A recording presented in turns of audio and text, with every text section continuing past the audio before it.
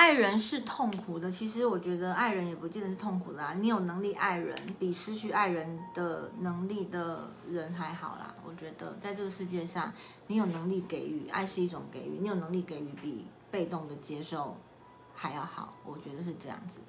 那今天很谢谢你们来陪我度过，我们大家一起度过这个礼拜五的晚上。那最近天冷，那其他的国家我不知道你们的天气怎么样，那记得一样保护好自己，顾好自己的身体跟心理，过好每一天，把时间花在自己跟心爱的人身上，不要再去管别人怎么样了，比较好，因为时间真的很珍贵。